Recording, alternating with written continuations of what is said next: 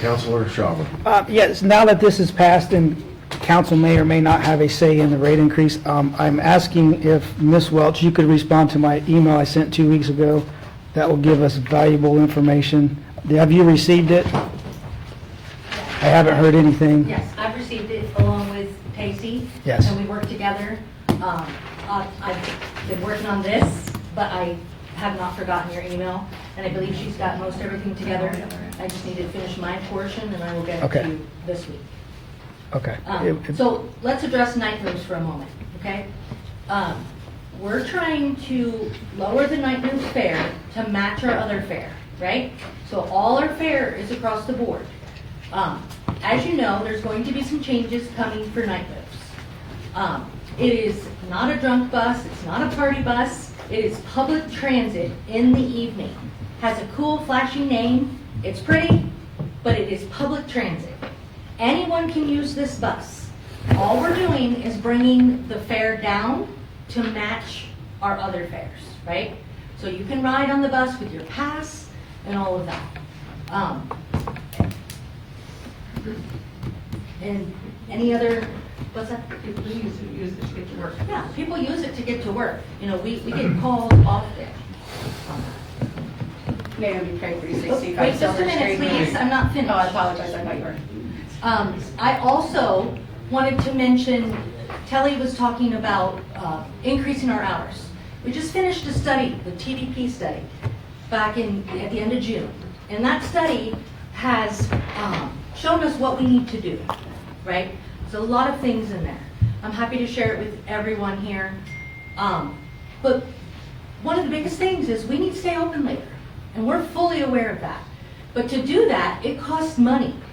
We cannot run our buses on air, right? We have to have fuel, maintenance, the salaries of the drivers. So that's another thing. We are looking at staying open later. I'm not sure what time her son gets off work in the morning, but we have a bus that runs from 6 a.m. to 6 p.m., right? So we can essentially help him get to work. I'm not sure, like I said, what time he gets off work, but it's a scheduled bus, it's our enhanced bus. Happy to do that. Marion, Craig, 365 Silver Street. That pretty flashy bus, we paid $2,500 to copyright or whatever to license the name Night Moves. And we paid $10,000 wrapping buses, but we need to rattle Grandma for some change. Councilor Lang. I'm getting notices from constituents that our live feed and sound has stopped. Yes. Yeah. It has just been restarted. It has been, thank you. Councilor Schauber. Yeah, so I think if a rate increase is due, we need a good explanation as to why. And I think it would be a bit more palatable if we use this rate increase to hire more transit drivers and increase their salary, because no one's talking about the transit drivers, our employees that pick up these people that we're trying to serve. So that was in my email as far as, I have those done. okay. I'll show you tonight. I have my items. She's sending hers when she's completed. Okay, and I mean, this should be all part of the discussion that we have regarding transit, not only the people we serve and their employees that pick these people up. 32555 Normandy Drive. Okay, I'm my parliamentarian procedure person again. So since we just passed an ordinance that says city council has to approve a rate increase, and there's no ordinance in front of city council for a rate increase, isn't all this further discussion mute because there's not going to be a rate increase, correct? Yes. Okay.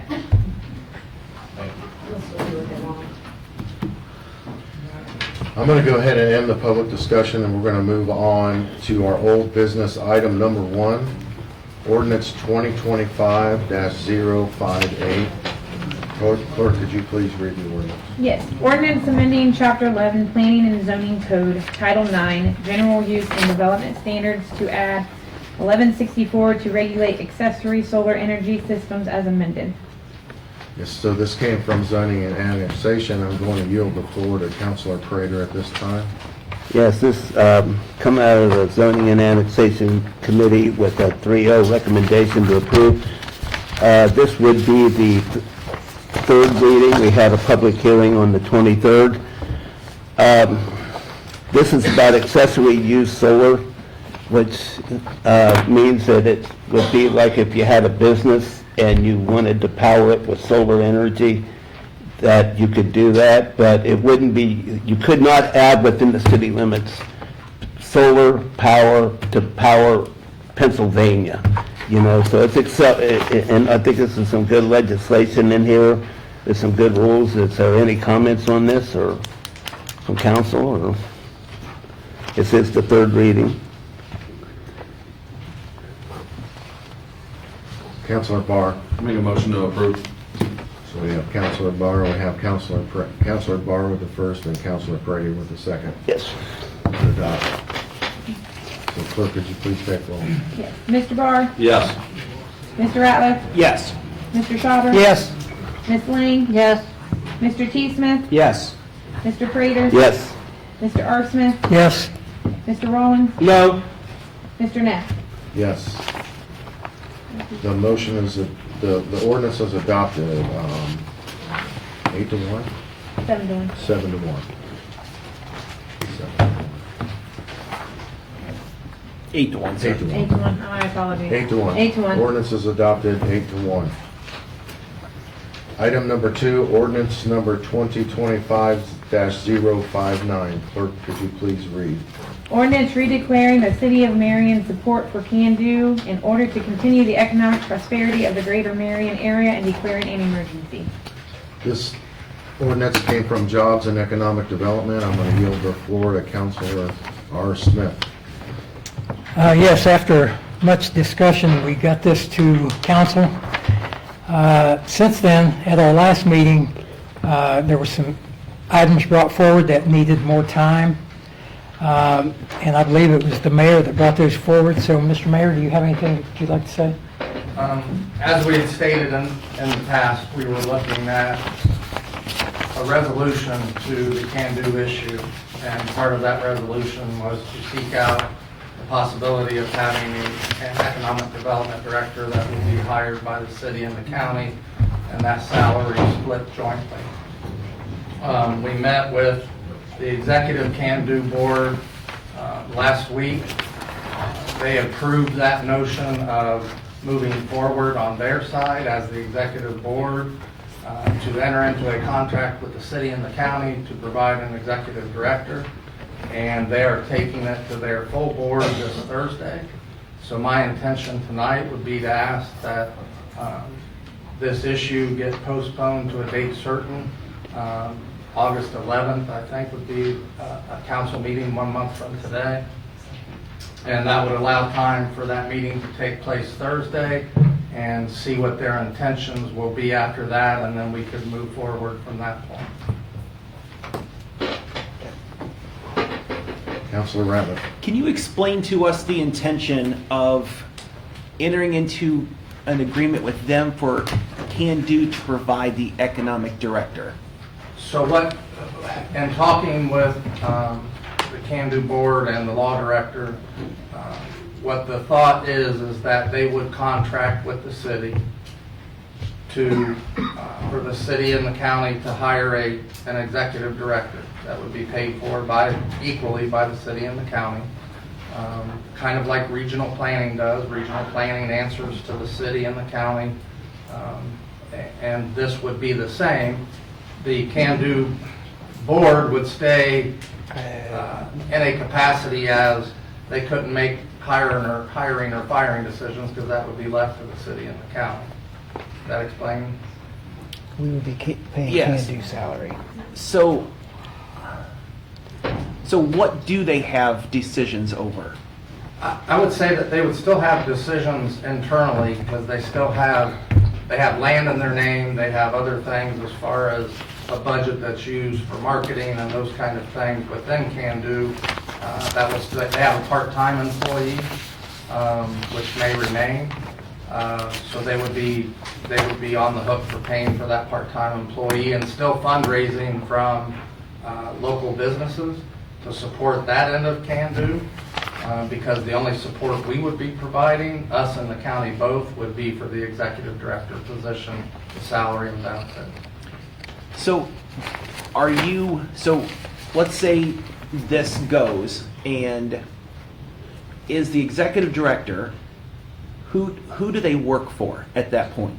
The executive director would work for the city and the county. Okay, so they are an The official. commissioners and the city council. Okay. Much like regional planning, Abby and Ken or whoever work over there, they work under the city and the county jointly. Okay. Councilor Lane. Where would the office be located? County building, city Those building? Kind of putting the cart before the horse. I mean, those are a lot of things that we need to get answers to about where this person will work, where they actually be employed by the city or the county. It's kind of a tit for tat because both the city and the county would offer retirement benefits and health insurance and that kind of thing. I would think that, I would certainly like to see it in a better place than it is now, which is in the basement of the county building where nobody really goes anyway. I've had regional planning in my mind. They already have people that work over there. They have staff, secretaries, that kind of thing. So we may be able to cut some costs there also. Plus, those two positions would work, they work very closely together as it is now, regional planning and economic development, or they should. And as a follow-up to that, would they have like open public meetings, kind of like planning commission does before regional, would that board with Can Do have public meetings in the evenings, not at 7 or 7:30 in the morning, so that the public... I can't answer for the Can Do board, I'm just one member of it. Councilman Smith's a member of it. They're a 501c3, so they're a little different when it comes to sunshine laws and open public meetings and that kind of thing. I certainly wouldn't think that they would be addressing, I know one of the concerns is accountability of that position. And I think by us going this route and having it under the city county, that we'll have a lot more accountability of that position than we do now. Mr. We've got a question here. We've got Mr. Dunstan, and then we'll go to Mr. Prater. Christian Dunstan, 211 East Fair. I don't know if I'm supposed to say I'm on regional plan or not.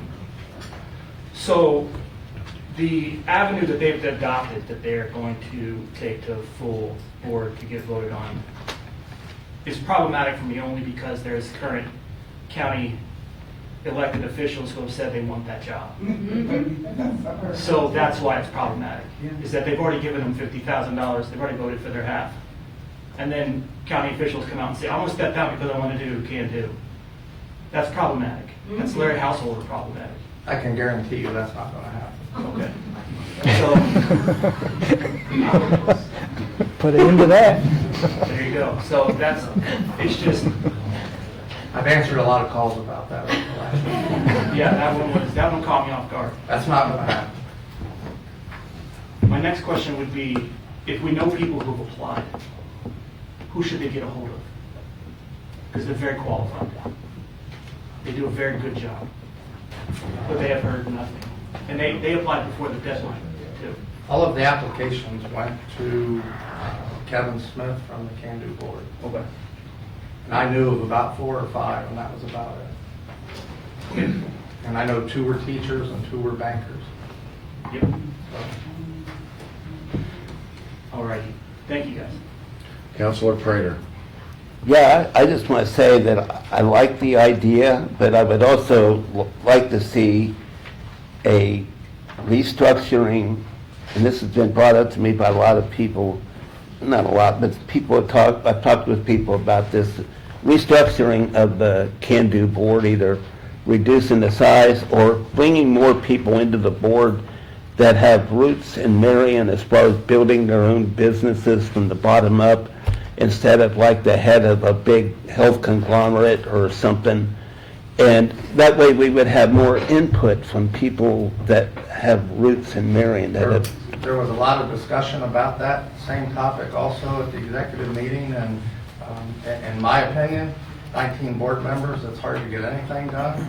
I'd like to see more like 5 or 7 at the most, to be able to have a small group of people that you can deal with and have the city and the county represented as well as local businesses, maybe the downtown. But I also tell you, I would caution that I'm getting to the point where if we go to Thursday's meeting and they're just not really sure about what they're going to do, I'm done. I'm done spending my time on it, and we're going to move on. And I've let them know that. I said the city needs economic development, and we're going to have it whether it's with Can Do or without Can Do. So I'm trying to keep them in the mix by offering this solution, and we'll see if that's what they agree to, but we got 19 people that'll be voting on it Thursday. I like the idea of the new position because it would be better, it would give you a better opportunity to get a highly qualified person in that position. And that would be very important because we really do need economic development. And if you just keep leaving things the way they are and it's not working, we need to make changes. And this sounds really good, and I think it would be a good opportunity. Councilor Ratliff. Yeah, I think this has the potential to be a very positive change, and I think we'll hear more about it next month, and I'll make a motion to postpone this to a date certain of August 11th. So we have a motion from Councilor Ratliff. I saw a second from Councilor Barr to postpone to a date certain of August 2nd. 11. August 11th. Yes. August 11th. Postpone to a date certain of August 11th. So we have a first and a second. But I have a question. Councilor Smith. Yes. I guess I just don't understand what the point of postponing this piece of legislation would be if we don't approve it next Thursday. I mean, or if we do, we won't approve it. If we won't approve it. If you find somebody else or work with the city and the county together and come up with something, we'll have to put together something else, a job description and everything. So I don't understand what postponing this is going to do. So what I see it doing, because I see Can Do right now teetering of how involved they're going to be with the transition of everything, and I think we will know more on how that we do that. Maybe we do fund money through Can Do to get everything done, or maybe we don't. But I don't think we know the answer to those questions yet. I know we do have to fund money, but I'm not sure we can even tell you where that even has to go yet. And so I think we'll have those questions answered by more conversations between the mayor, the commissioners, and the current Can Do board. Mr. Klein. Am I in time or? Mr. Klein. Something very disturbing. If I could, if you would all raise your hand if this applies to you. Do you like people lying to you? Raise your hand if you like people lying to you. Outstanding. Would you want someone to inform you if someone had lied to you? You wouldn't want anybody to let you know, hey, you've been lied to? Oh, for sure. Come on, people. Okay. The meeting last year, regular proceedings from April 9th, I believe it was prior council meeting. You may recall I questioned Can Do why Marion was not in the top micropolitans as Mr. Comstock's Holy Grail site selection magazine.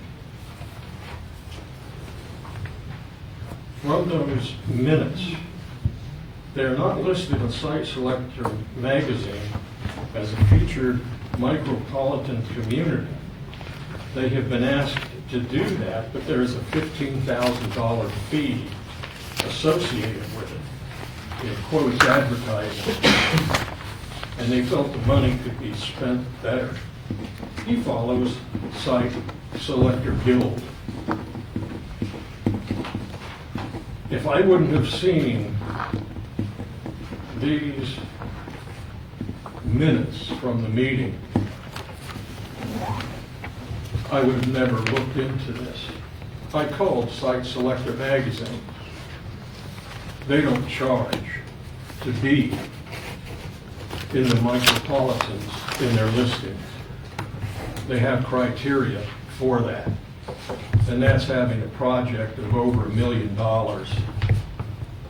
A project that will create at least 20 jobs. So, and I called Site Selector Guild. They were a bit not too happy that someone was talking about being a member or even getting information from them. Because you have to be a member, you have to be a site selector to get their news information. When I was admonished, when Mr. Comstock said that he rides his bicycle around Marion County, I suggested that his physique suggested otherwise. Well, it also suggested he's a liar. You have been lied to by Gus Comstock. This is the only thing that I've found that is a blatant lie to city government. And yet, over $480,000 has been given to Can Do. What have we received? The past 10 years, nothing. I would strongly urge that you really consider whittling down the board of Can Do. Those who voted to keep Gus Comstock should be excused. Those who voted to lose him should stay. At least you'll knock it out of 19 or however many people are on that board and start over again. I think it's really encouraging that there's going to be a reorganization.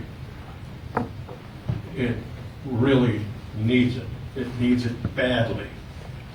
So I would further say, please, who wrote this ordinance that you're considering?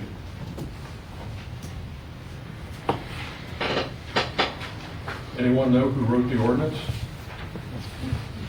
You guys are going to vote It's on it? probably put together by our law director. Okay, well. Is that can correct? he speak? Mr. Law Director? It's a copy and paste from 40 years ago.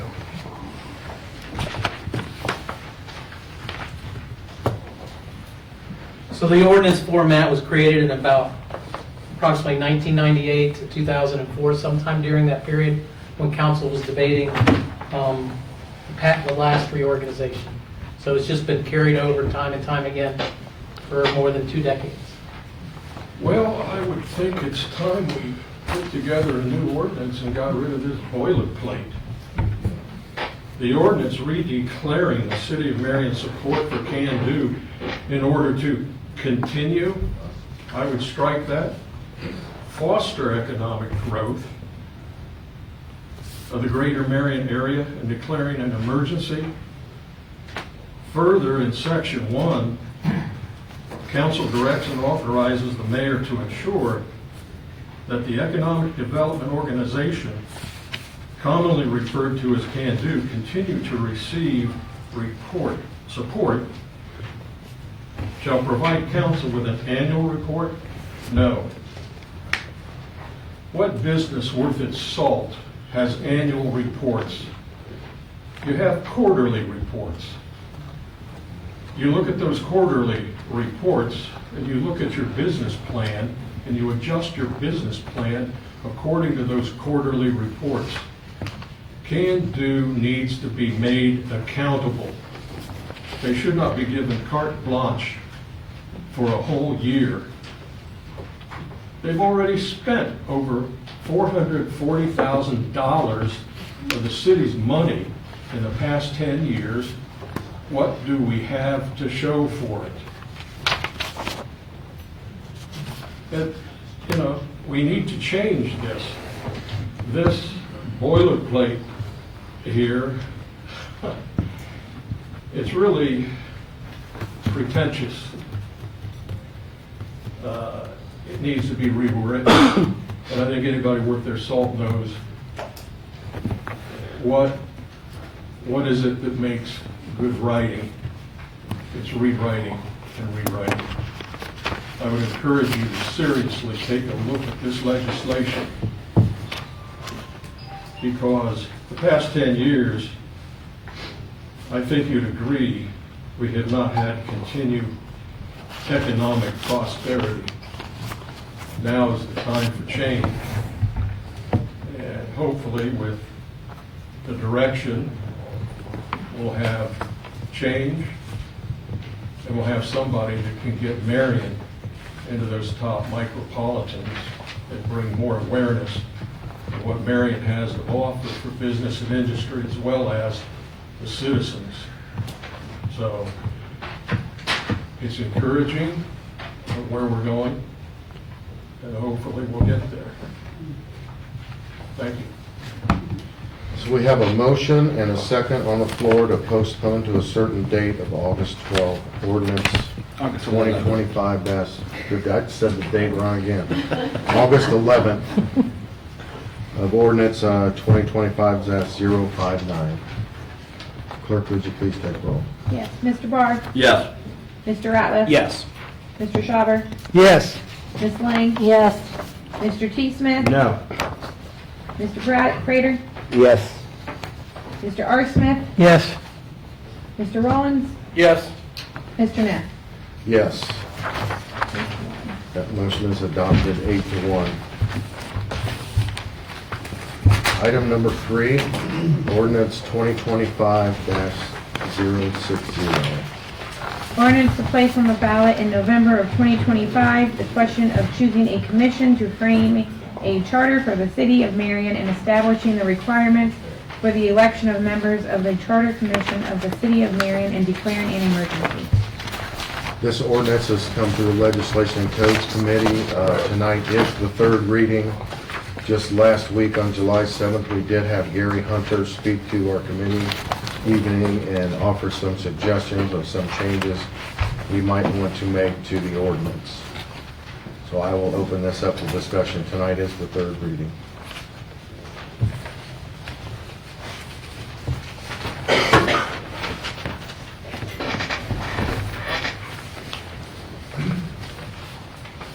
Cindy Price, I'm here tonight as Director of the Board of Elections. Brian Blair. I'm also, and he's also here. So we just kind of wanted to talk about a few things. We want to make sure our office is prepared, so we're not really sure some of these things in this ordinance are clear. So one thing, if you have a copy of the ordinance in front of you, on page 2, third paragraph up from the bottom, it says it's the next special election. The November 4th election is a general election. And when people pick petitions up from our office, it asks the type of election on the petition. So we need to make sure that everybody's on the same page with that. We want to make sure our office is prepared and that Brian and I can prepare our staff accordingly. So we just want some clarification on a few things. We do appreciate the fact that you listed the 3P and the 3Q petitions. However, the multiple candidate petition, they have the option of putting 15 candidates on the petition, and we see that your ordinance says 5, and our office is going to have to live with your ordinance. So if you're going to go with 5, we need to make sure we understand that, because when our office takes a petition, we then present these to our board. And so if you're saying 5, and they file the petition and put 15, up to 15, if it's going to be capped off at 5, we need to know that, because we have to follow your ordinance. Okay? That was one question I had. Or are you going to create your own petition? Good point. Yep. Let's see. It says the Board of Elections may, if prescribed or permitted by law, assess the cost of filing and nominating petitions. That was a little confusing to me. Can we go one by one? One at a time. Can we go like one by one? Oh, and sure. Like I'm sorry. Let's even- start back. Page 2, 3 paragraphs up from the bottom. Okay, I got that. So Got that. Okay. And then page 3, the second full paragraph down starts with section 3. And it says in there, candidates may use petitions for individual or multiple candidates, and they're referred to as a slate, comprised of not more than 5 electors. I'm assuming that's meaning 5 candidates on the petition, but then in the next paragraph, the petition that you're referring to actually gives them the option of putting up to 15 candidates. I can pass, do you want the petitions? Do you want to see them?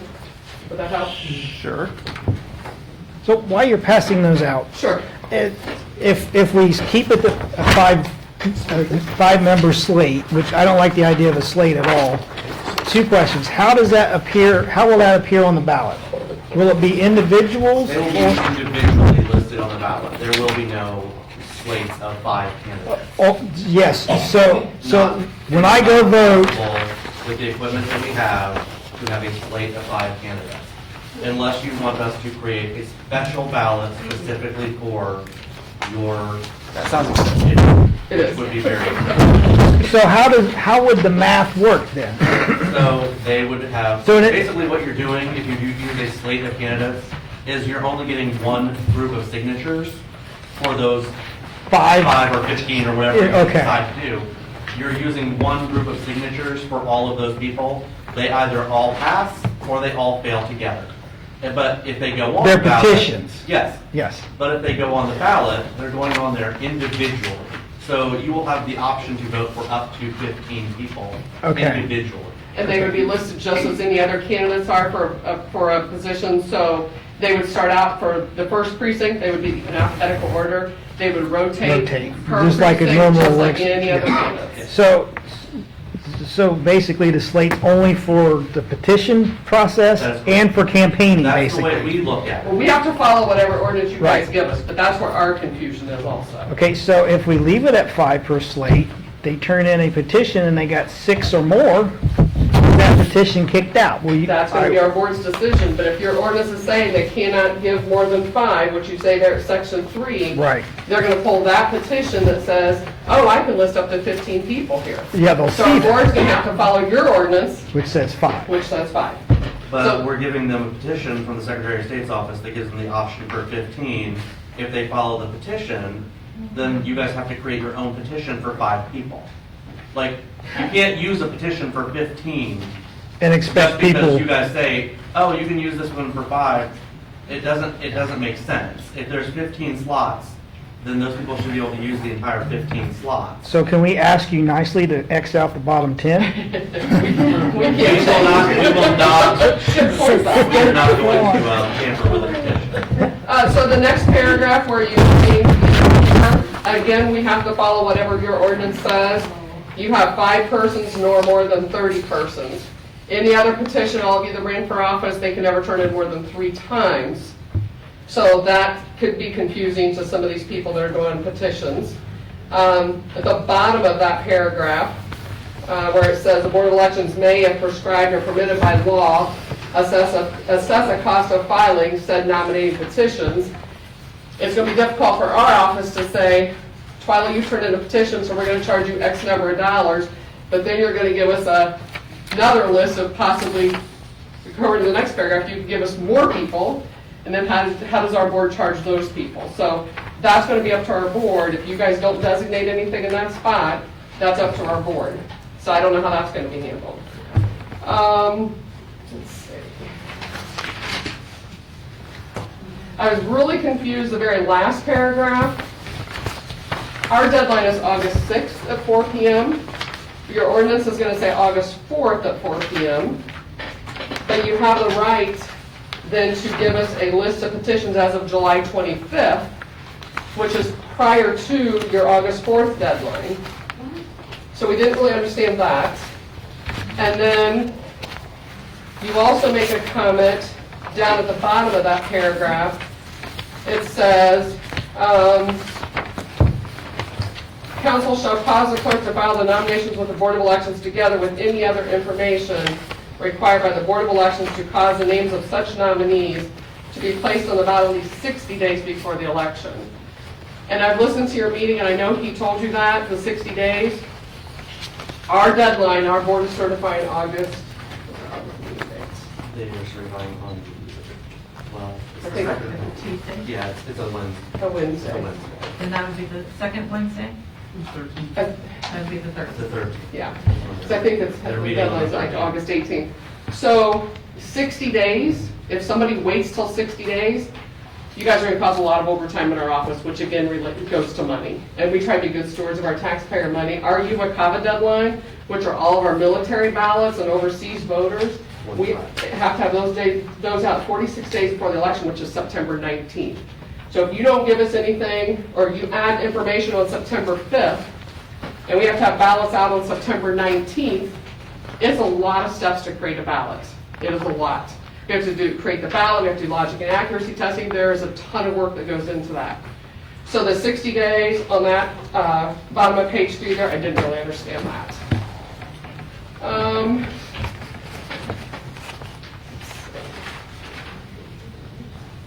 So if on the 60 days, and if I remember correctly, in the July 25th date, that's if there's not enough individuals to reach the 15 commission members that's required. But you have that prior to your deadline. Yeah, I don't understand the date either, but I think the 60 days is the date for council to appoint the balance of that 15. So if 10 people pull a petition and turn a petition in, I believe this, in the way I understood Mr. Hunter, was council reserves the right to fill the 5 remaining seats that didn't have petition pulled up to 60 days prior to the election. Okay. And I heard what he said too in the recording. Right. However, I'm just telling you that you're going to put our office in a pretty big jam. Yeah, and he You said, know, he said that you guys wouldn't like that and advised us not to do it. Well, it's your taxpaying money. We can pay overtime if we need to, but I mean, I think we need to be good stewards of money, and that's 60 days before the election is September 5th, and our ballots have to go out on September 19th for UWCAVA. That's any military and overseas, and we never know. We may not have any in Marion City, but we can't predict that at this point. Councilor Ratliff.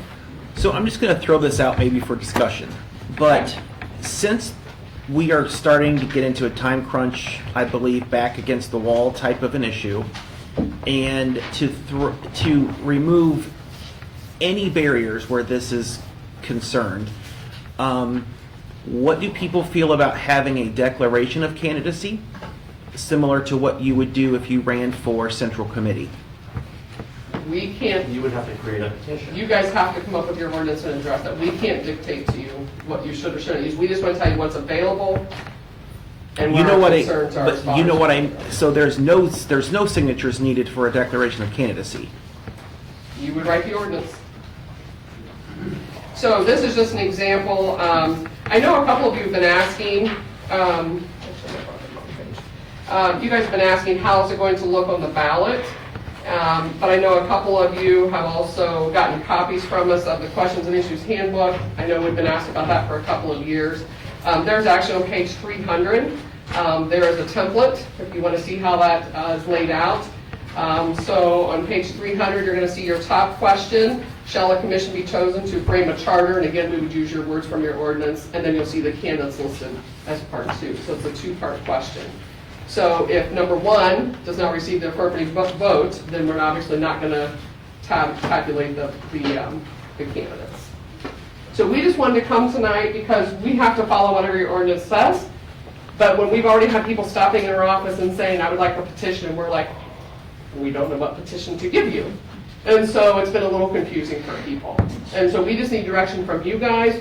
If this is your 3rd reading and you're going to pass this ordinance, if you guys could clarify some of those things we just brought up, which would be helpful for Brian and I and training our staff.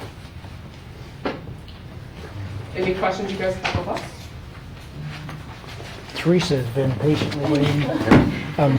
Trying to get to 555 Normandy Drive. I have a really good quick solution on page 3, that bolded last paragraph that has the 60 days, comma, at least 60 days. Just delete that clause. It's irrelevant because you're already doing the work to nominate any needed people on July 25th. It won't change. It's unnecessary. Just scratch it out when you make your amendments. And then you won't have to worry about 60 days because they will have on July 25th submitted any more names. how do you submit names prior to people actually getting certified to the ballot? Exactly. Well, that's another question, but I'm just saying to get away that.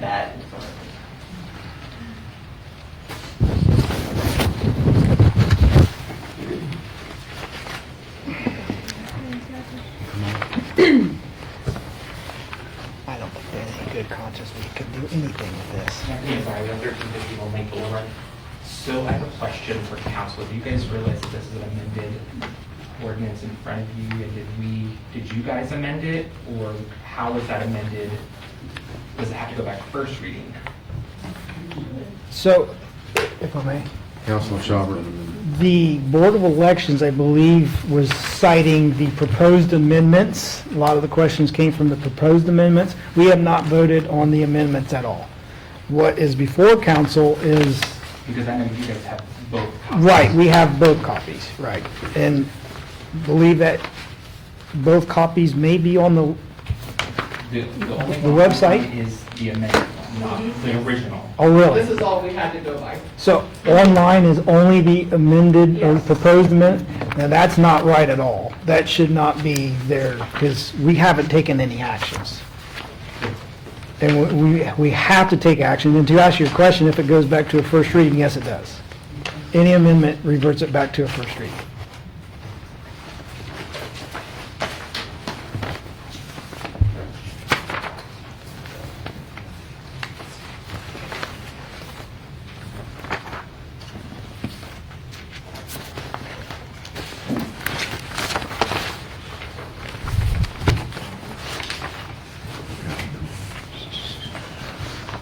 Councilor Schauber, while Mr. Johnson's coming. Yeah, and I haven't heard any amendments of, or proposed amendments for what was suggested by Mr. Hunter.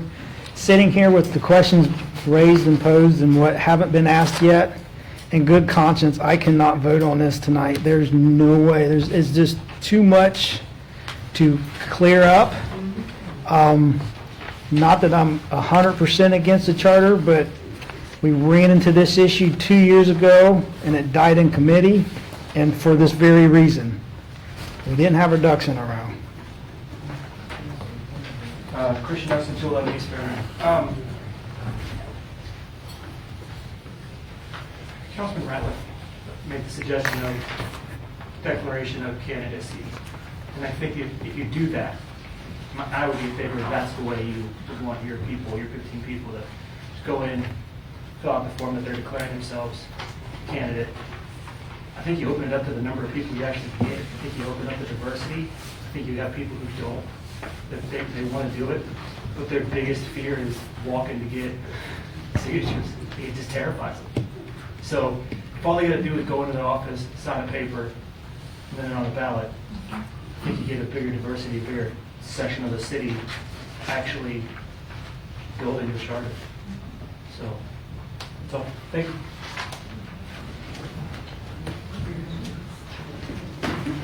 Teresa Lupke, 555 Normandy Drive. I've spoken with many of you on city council, and I've spoken with people out here, and so people probably know I am in favor of having a commission to write a city charter. I can't say if I'm in favor of the charter or not, because you have to write it first to know. But I have to say, coming here tonight, and I had it in my back of my mind, I thought this might be the case, that I agree with Mr. Schauber, that as much as I would like to see this happen, I don't think you're ready. And I think you're gonna you have to be coordinated with the Board of Elections, and people have to know what they're filing, and so I hate to say this because I saw this die down a few years ago, but I think it has to wait until, and maybe now work on it for the May election so that it can be further ahead, but that's my 2 cents. Yeah, right out here, and then you.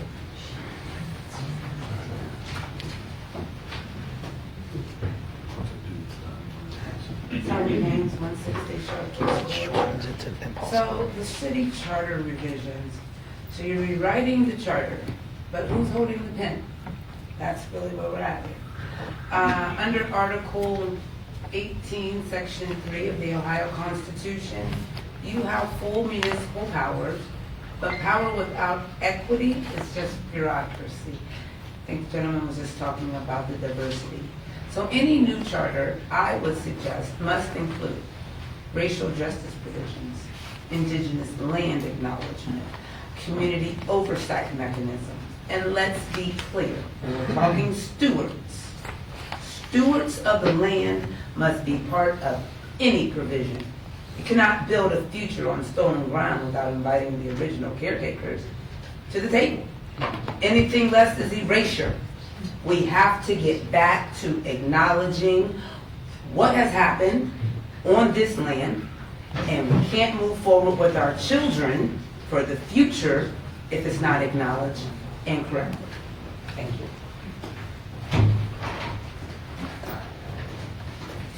So could we just vote no on this tonight and let it die? One, because a lot of you are leaving council, and be new council here in, 6 months?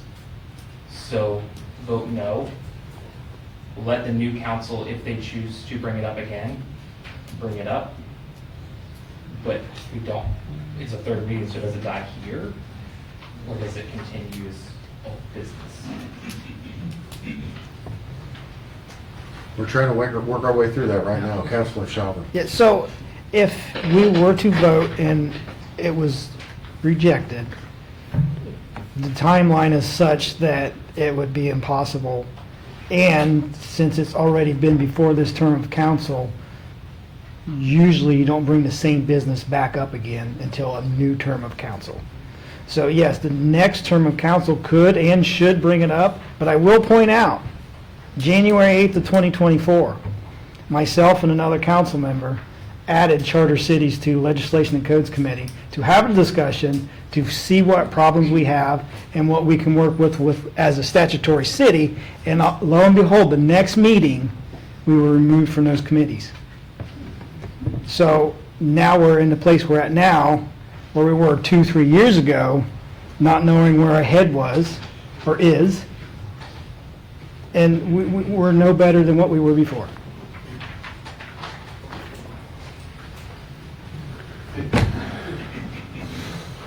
Andy Craig, 365 Silver Street.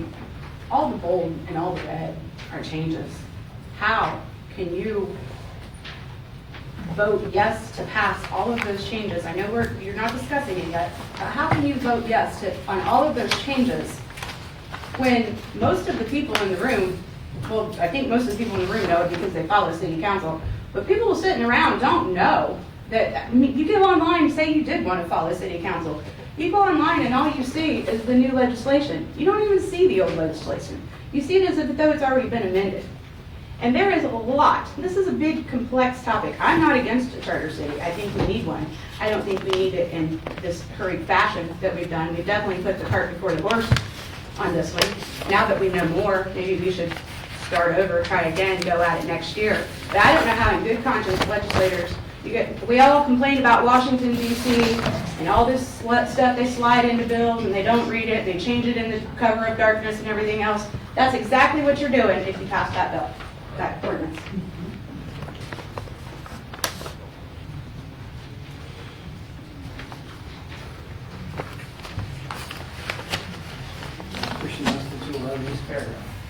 I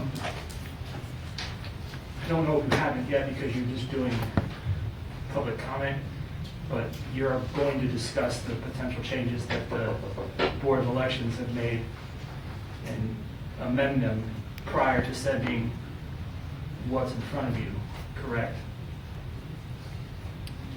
Assume so, yeah.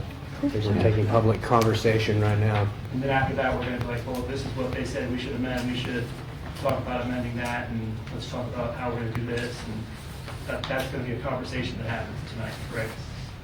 Just ask. I don't know. Okay. All righty, thank you. Councilor Ratliff. So I have not been a big fan of charters myself, but walked in here tonight with the complete anticipation of voting to suspend the rules and at least sending it on to a vote and probably voting no to put it on the ballot. But guys, we sitting up here, I mean, I hope people feel with the same way that I feel that we really are not ready for that. And I know that there are some people up here that truly feel that a charter city is the answer to fixing some of our problems, but we have to get it, we have to line things up correctly to get it there. I'm not totally sold on that notion, but I'm not going to be here next year. So, but I believe that the best path forward for everyone involved is to send this back to committee, let the committee work on it from top to bottom, iron it out, coordinate with everybody, and shoot for next year's either primary or general election. And I just don't feel that any of us can sit up here and say that we feel that we're ready to send this on.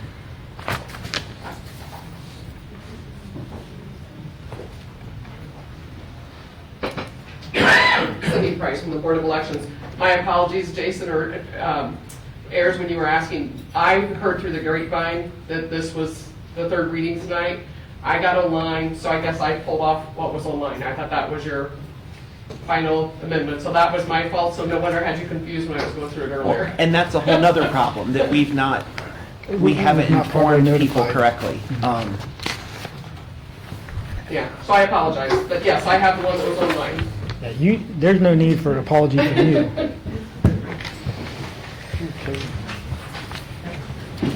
Was that a motion? Christian Pearson, 791 Brightwood. It came to my mind earlier when we were talking about this. These are normally very low turnout elections, and if we somehow were to get through tonight, which I don't know if it sounds like it will, there were very few reasons that the average person would go to vote. We don't, when you guys were elected 2 years ago, you guys had a mayoral election, which bumped up turnout, gave people a reason to go to the polls. 2021, the last time that there was just a off-year citywide election without something on the top of the ballot, I think the figure was like 23% of people came out to vote. And if we're trying to, the idea of creating a charter city and, getting people to declare that they want to be on it and getting people to research it and be involved, it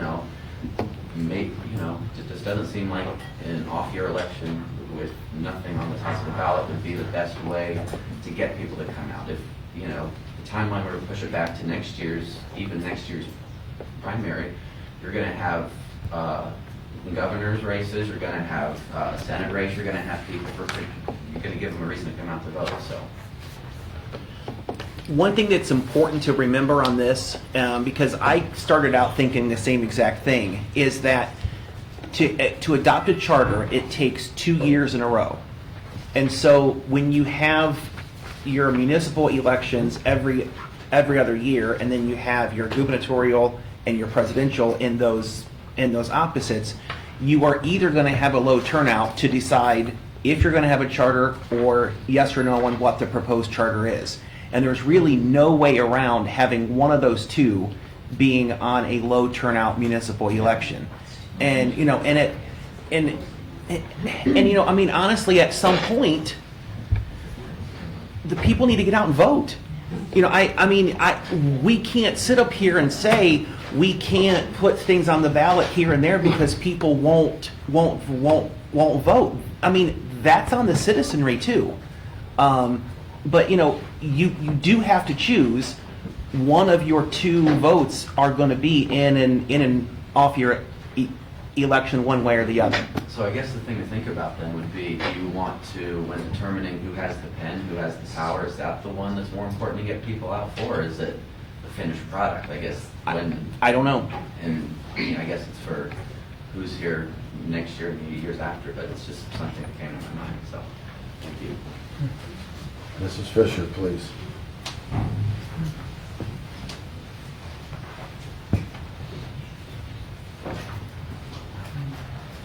Lois Fisher, 790 Vernon Heights Boulevard, Marion. This has been going on since 2022. It's been before council, it's been everything, but babies learn to walk, they learn to go to the bathroom by themselves. This community has got to have the opportunity to take care of itself. And this is an opportunity that is coming up. It's a viable opportunity. you're not making the decision that this is the end-all, be-all. You're making a decision that the commission is going to write this, then they're going to come back next year and they're going to vote on it.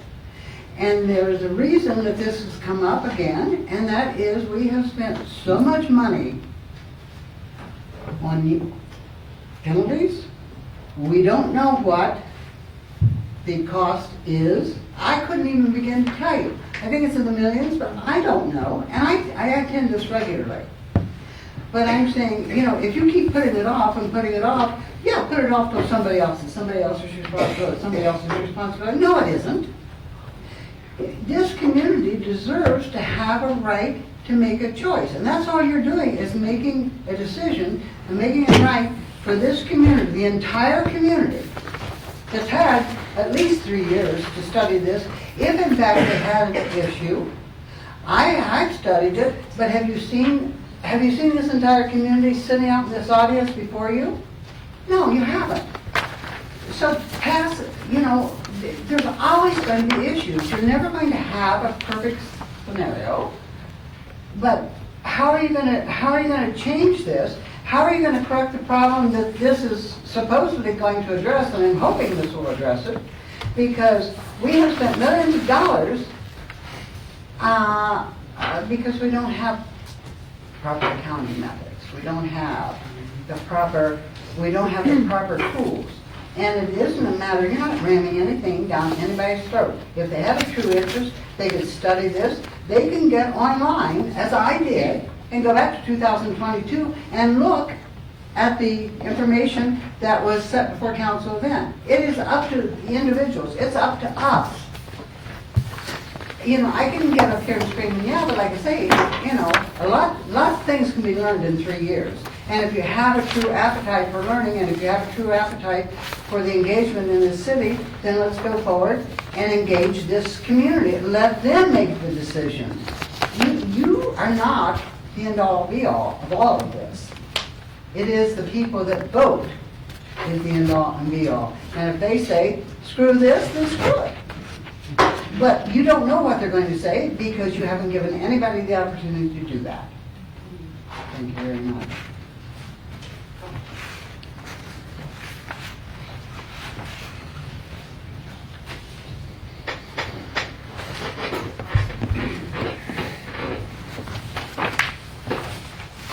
So we're here on our third reading, and we do have some amendments that were put out and presented. What are the wishes of council at this point?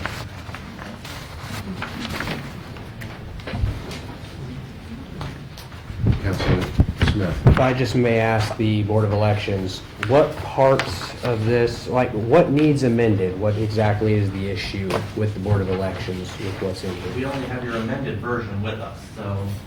Is the original here? It's just red, you just have to ignore the red line? Is that- The red is what is suggested to be struck. Right. Bold is addition. I can't, that says it is. So the Oh, no, it did, okay. the easiest change that I'm aware of is on page 2. Because there's really not a Paragraph ton up of from the bottom, it change. needs to say general election and not special election. That's for change number 1, correct? Yes. Because the type of the petition, on their petition, they have to have a type of election. Okay. And then the other changes that you want us to consider? We didn't understand on page 3, the second paragraph down in section 3, when it says candidates may use petitions for individual or multiple candidates, slate shall be comprised of not more than 5 electors. The petition that I just passed out to city council is, you'll see that there's a place for up to 15. So you can stay with your 5, but if then somebody turns a petition into our office, we've got to follow your ordinance. So I don't know how you want to address that. I think that might end up being a moot point because I think part of the amendment process is removing the slates. That would be a separate amendment, but I believe that's one of the amendments. So this isn't the final one that I'm looking at then? A separate This amendment. was the one online that says, suggested changes to ordinance 2025-060, removed has a line through it and then it says added. Is that the final one? Is that, which one are we talking about? That is not the final one. Okay. This one? That's the one we're working on. Yeah, that, Nothing's final. If we can get Yeah. there, yeah.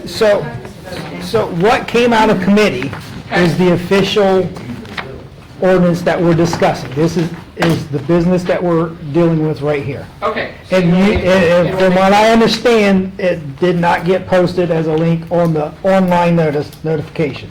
Council members have what came out of committee. Okay. So what you pulled from online is the original, what came from committee, along with red letters that it needs to be struck and bold letters that needs to be added to what came from committee. Okay. So anything bold or red has not been acted upon.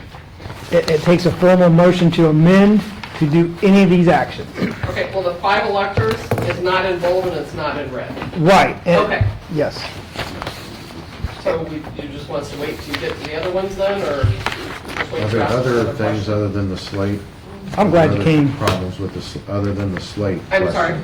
Are there other amendments that you would like to see other than clearing up the slate Well, question? please keep in mind, we are not your attorneys. We are just wanting to make sure we're doing right by our voters in Marion County. So we can't tell you what to do. We're just going to tell you the questions we have Okay. that we need to resolve so we have direction. Okay, Counselor Lang, and then we'll go to Counselor Smith. So if we deal with just that paragraph and we change that 5 to a 15, because we're working on the amending it, correct? So if we change that 5 to 15, that would cover this petition. That's up to you guys. That's the petition of us for multiple people. So do they have to file 15 people on this slate? It can be 1, it can be up to 15. That's how I understand that petition. I mean, we can't direct you, so Yeah. I apologize for that. No, but we no, can't- no. We're not your legal counsel, so. That's our understanding of that petition. Okay. If it's for multiple candidates, more than one. So It doesn't have a limit. Yeah, I don't believe they can file one signature on that, like one, but it's multiple candidates. Okay. So So- this, let me just go ahead and give you So this can one. we change that to 15 and petition then that work there's only down one the person rest left. of them and then just do a vote for all the amended changes? I mean, if we don't want We can- slates as a council. Right, that's what I'm saying, move by paragraph. I'm going to go to Counselor R. Smith, and I'm going to go to Counselor T. Smith, and I'm going to go to Counselor Lang. This is our first. Yeah, if I understand right, Ms. Price, in the third paragraph down, you said, page 3, Okay. where it says 5 persons, no more than 30 persons, you said that the normal is 3 times what's required, right? That's correct. So we should probably change that to 15. You can write it however you want to, but Okay. it just might be confusing to people that typically pull petitions because they know that it's no more than 3 times. Counselor T. Smith. Well, if we don't want to do slates, why don't we just strike out all of section 3?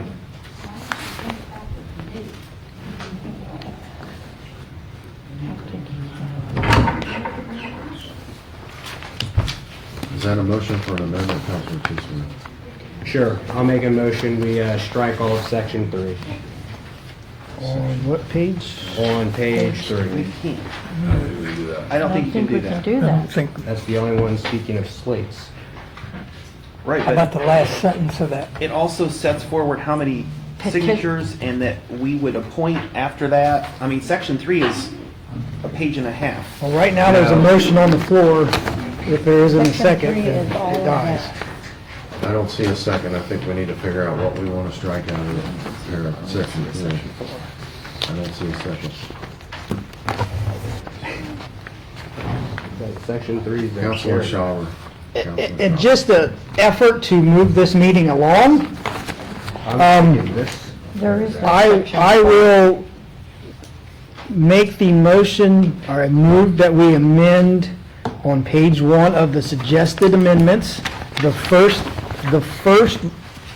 paragraph and line that is red letters, that says, whereas Article, whatever that Roman numeral is, Section 14 of the Constitution of the State of Ohio, all elections and submissions of questions provided for in the article shall be conducted by the election authorities prescribed by general law. The percentage of electors required to sign any petition provided for herein shall be based upon the total vote cast at the last preceding general municipal election, and I move that we strike that paragraph. So we have a motion to strike the paragraph at the bottom of page 1 that goes on to page 2. Correct, Councilor Shaw? That was a suggested amendment by Mr. Hunter. So we have a motion, Councilor Rollins. Second. So we have a motion and a second for to amend this by striking out those 2 paragraphs. Clerk, can you please take one? What 2 paragraphs? I just read them. I know. Again. No, I want you to Fourth show me. whereas. First page? Fourth Right here. whereas. Yep, that one, and it carries over, well, you're out Fourth of whack. whereas Yours is too. in red. I put It's in red. In that. Yeah, just what's in red. That's it. Strike it.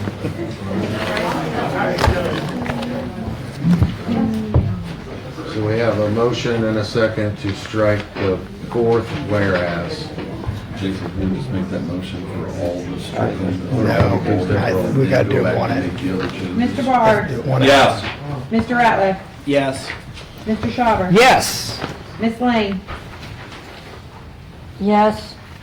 Mr. T. Smith. Yeah. Mr. Prater. Yes. Mr. R. Smith. Yes. Mr. Rowland. Yes. Mr. Knapp. Yes. The motion passes 9-0. Councilor Schauber. In another effort to move this meeting along, the next bold font paragraph to be added. Could the clerk please read that? I'm not a very good reader. I don't have the updated part. Our clerk doesn't even have the suggestion. Okay. Whereas it is necessary to establish the requirements for the election of members to the Charter Commission of the City of Marion and to submit and requirements to the Marion County Board of Elections immediately so that there will be sufficient time for all candidates to be nominated to run for election to the Charter Commission. That will be my amendment to add. So we have a motion to add on page 2, the 1, 2, 3, 4, 5th whereas. Councilor R. Smith. I have a question before I second that. In that second sentence there, the last word, to submit and requirements, I think that should be any requirement. Yeah, it doesn't make sense. That's why I didn't read make it. sense there. If we Yeah. can change that to any, I will second that motion. Good point.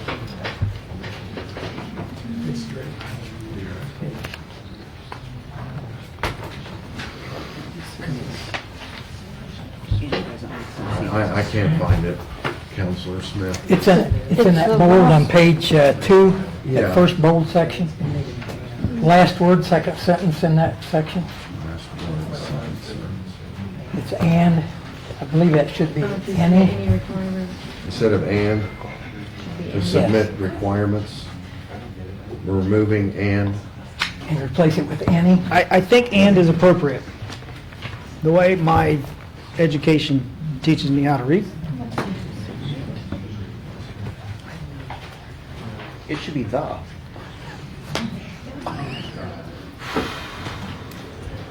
And this doesn't make sense there. So I think we're back to Mr. Schauber's first, and we had Mr.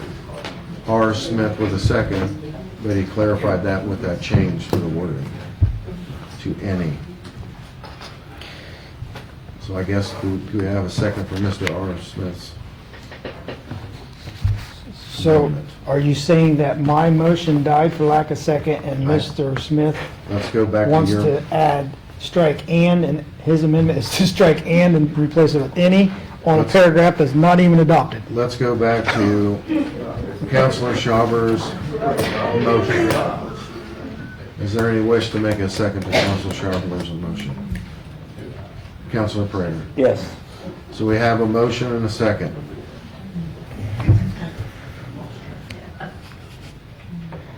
To add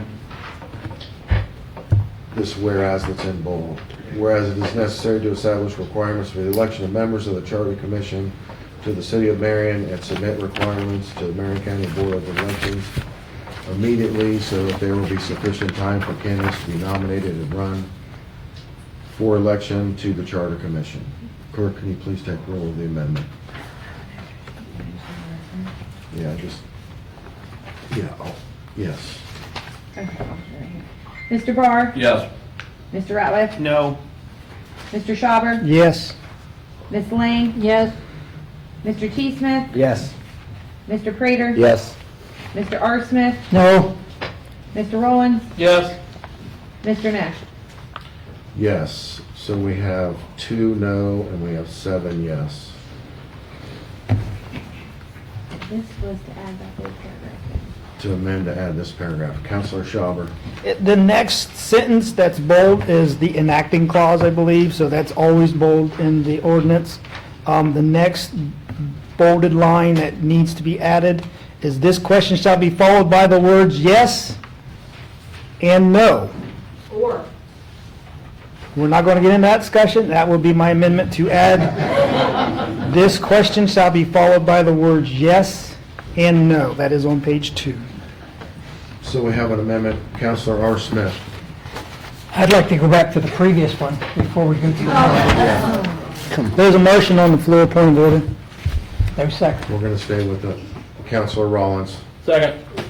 So we have a first and a second for the amendment to add this question shall be followed by the words yes and no. Clerk, can you please take roll? Mr. Barr? Yes. Mr. Ratliff? No. Mr. Schauber? Yes. Ms. Lang? Yes. Mr. T. Smith? Yes. Mr. Prater? Yes. Mr. R. Smith? Yes. Mr. Rowland? Yes. Mr. Neff? Yes. That amendment is adopted 1 to 8. Or 8 to 1, I'm sorry.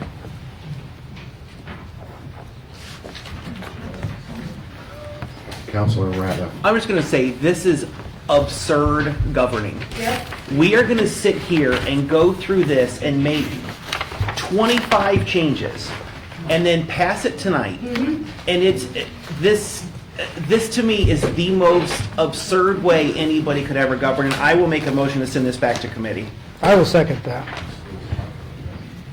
So on the floor, we have a motion and a second to send ordinance 2025-060 back to committee. Clerk, can you please take roll? Mr. Barr? Yes. Mr. Ratliff? Yes. Mr. Schauber? Yes. Ms. Lang? Yes. Mr. T. Smith? Yes. I didn't do Mr. that. Prater? Yes. Mr. R. Smith? Yes. Mr. Rowland? No. Mr. Neff? No. That motion is adopted. The vote is 7 to 2. Back to committee. The final result is 7 to 2 back to committee. 7 to 2 back to committee. Ordinance 2025-060 is going back to committee.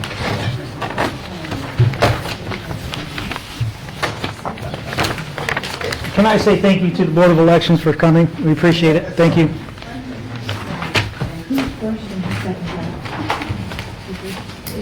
It would be Ratliff with the first. Councilor Ratliff, you had the first for the And amendment. Schauber had second. Schauber had the second. Send it back. Item number 4, ordinance 2025-061, rezoning of 739, 749, and 757 East 7th. Clerk, could you please read? Ordinance amending the zoning map of the city of Marion by rezoning 739, 749, and 757 East Center Street from an OIA, Office Institutional Apartment District, to an AC5 General Business District. This come from zoning and annexation. I'm going to yield the floor to Councilor Prater.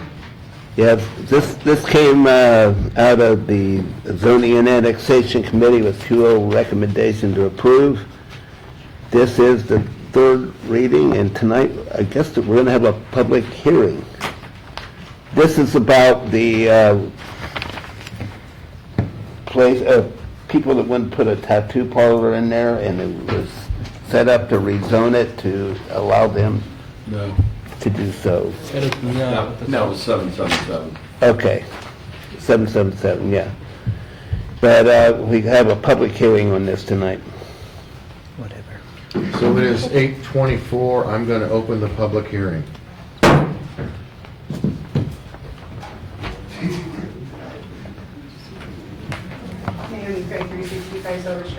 only comment is, well, the tattoo parlor's already open, or they're opening, because I went past it today, there's got their little flag hanging outside that says tattoo. My only comment is that it's not fair that we charged that guy to rezone, and all somebody had to do was ask Councilman Neff to get 3 properties rezoned and not pay a penny, and here you guys are rubber stamping it for him.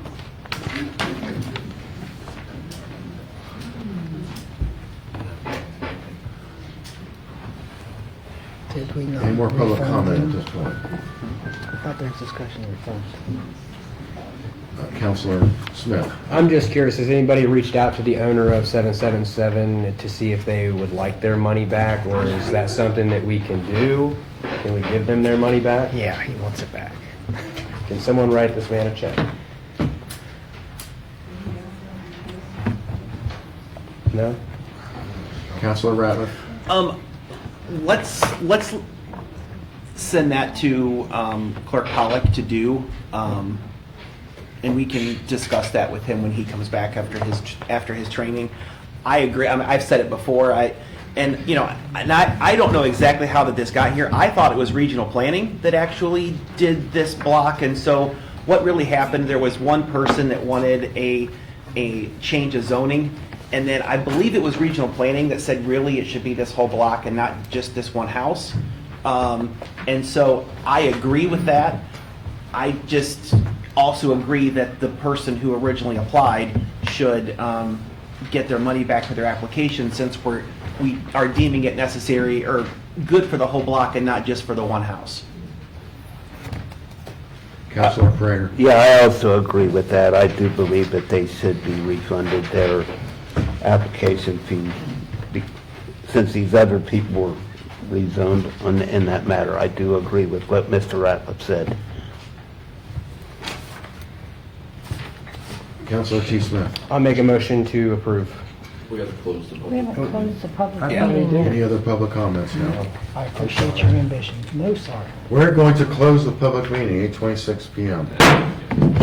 Councilor T. Smith. Motion to approve. I saw Mr. Prater, so we have a first from Councilor T. Smith. Second. And a second from Councilor Prater to adopt. Mr. Barr, Yes. Mr. Ratliff, Yes. Mr. Schauber, Yes. Ms. Lane, Yes, Mr. T. Smith, Yes. Mr. Prater, Yes. Mr. R. Smith, Yes. Mr. Rollins, Yes. Mr. Neff. Yes. Ordinance 2025-61 is adopted unanimously. Item number 5 on the agenda, ordinance 2025-062, rezoning East Center Street. Ordinance amending the zoning map of the city of Marion by rezoning East Center Street between Sefner Avenue and Reed Avenue on the south side and Sefner Avenue and Barnhart Street on the north side from an OIA, office, institutional, and apartment, to R2, general dwelling district. This also came from zoning and annexation. I'm going to yield the floor to Councilor Prater. This came out of zoning annexation committee with 2 recommendation to approve. Tonight would be the 3rd reading, but we are to have a public hearing on this. This is about changing these addresses listed here in the sections here into an R2 residential dwelling district. So at 8:28 p.m., we're going to open the public hearing on ordinance 2025-062.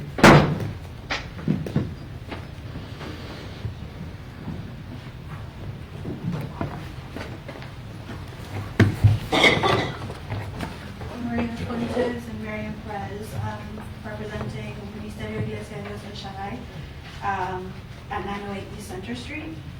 We received the letter about the zoning application, but we're not entirely sure how or if at all it will affect the church being in that zone, and kind of just came to get a little bit more informed about that. It should not. It shouldn't. I believe it should not. So whatever a building or business is zoned currently, if we change the zoning, it doesn't affect we can't close the church down. Your grandfather. Yeah, your grandfather, that's the Yeah. word I was looking for. And so you'll be fine, and I believe this zoning covers churches anyways, so you're fine. Okay, I had read that, obviously this is the first time it would be me.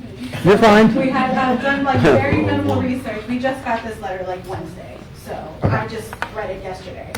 Yeah. So, yeah, we just came to confirm because everyone's like Yes. interested because no one knows what it means. No, you're Just you're to fine. confirm. Great, thank you. Thanks for coming to our meetings.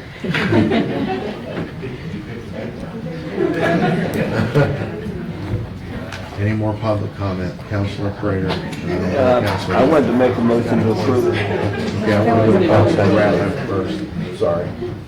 I just want to make sure we're 100% sure of that answer.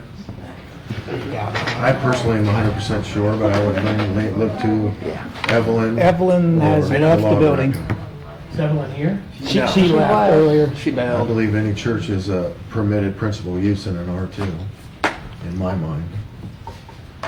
I asked that at the planning commission meeting, because I was concerned about that too. I think- They said to Barnhart about the church, but it's the same concept as the hearing aid place, unless that would sell and they would try to start another I business. think all the comments are accurate. The existing church at its current location won't be impacted by this change in zoning for, as Mr. Schauber points out, they pre-exist the date of the change. And also, as Mr. Neff points out, most likely it's already allowed in both zoning districts. Okay. Any more public comment? Seeing none, we're going to close the public meeting at 8:31. Councilor Barr. I'll make a motion to adopt. Councilor R. Smith with the Second. second. So Councilor Barr with the first and Councilor R. Smith with the second to adopt. Mr. Barr? Yes. Mr. Ratliff? Yes. Mr. Schauber? Yes. Ms. Lang? Yes. Mr. T. Smith? Yes. Mr. Prater? Yes. Mr. R. Smith? Yes. Mr. Rowland? Yes. Mr. Neff? Yes. Ordinance 2025-062 is adopted unanimously. Item number 6, ordinance 2025-063, appropriations amendment. Ordinance making adjustments to appropriations for the year ending December 31st, 2025. This came from the Finance Committee, and I'll yield the floor to Councilor Lang. This came out of the Finance Committee with a 3-0 recommendation to approve. Ms. Courtwright, if you would like to answer any questions or add any additional information. If there are any questions, I'd be glad to answer them. It's the third read on this one.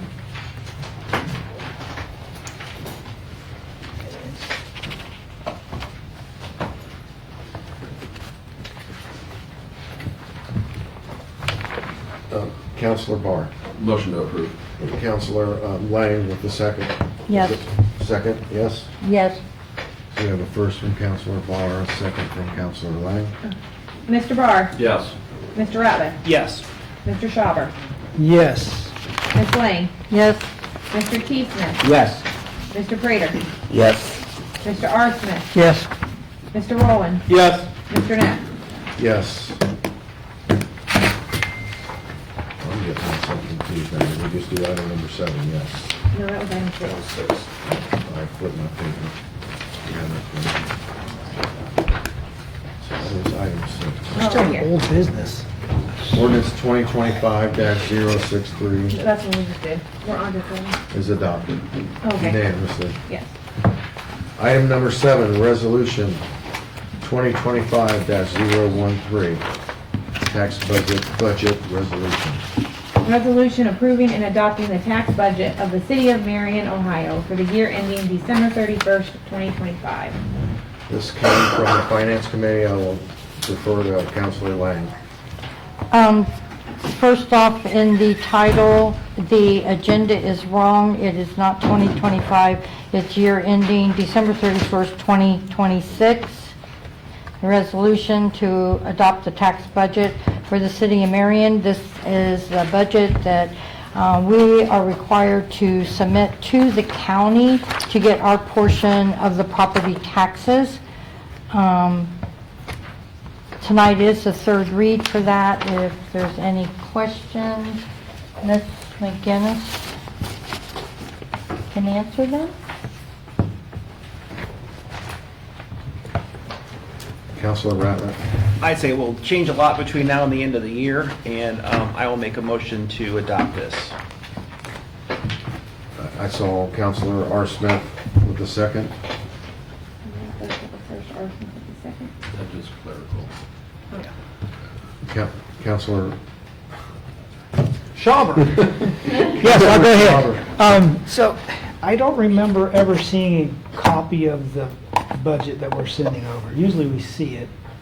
And like Mr. Ratliff said, it'll change quite a bit, but Yeah, it was definitely attached at one time. Yeah. Yep. Okay. So we have a first and a second to adopt resolution 2025-13. That's wrong. Clerk, can you please take roll? That's it. Mr. Barr? Yes. Mr. Ratliff? Yes. Mr. Schauber? No. Ms. Lang? Yes. Mr. T. Smith? Yes. Mr. Prater? Yes. Mr. R. Smith? Yes. Mr. Rowland? Yes. Mr. Neff? Yes. Resolution 2025-13 is adopted 8-1. Item number 8, ordinance number 2025-071, income tax attorney general. Ordinance authorizing the city auditor's office, income tax department to enter into an agreement with the state of Ohio Attorney General's office to collect delinquent debt with certain approved terms as presented. This also comes from the Finance Committee. I'll yield the floor to Councilor Lang. This came out of Finance Committee with a 3-0 recommendation to approve.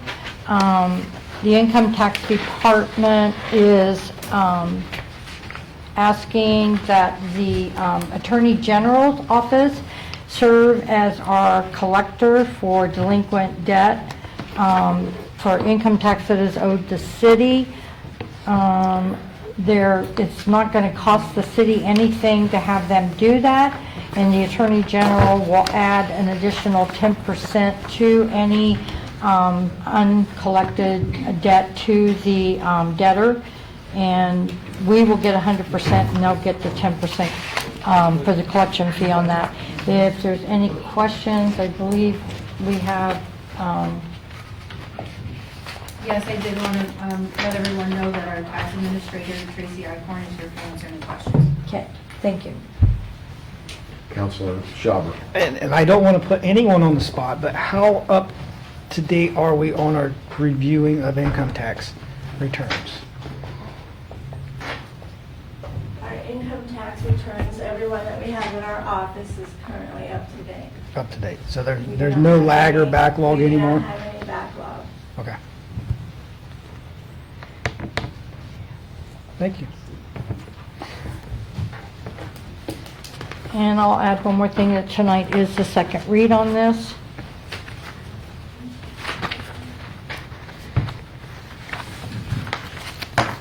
Any other comments? We're going to leave this at a second reading. Councilor Lang.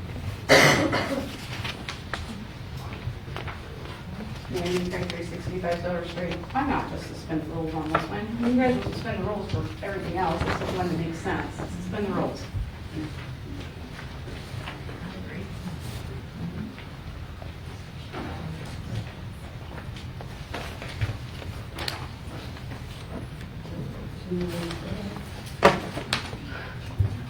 Wishes of Councilor. Yeah, I'll make a Lang. motion to suspend.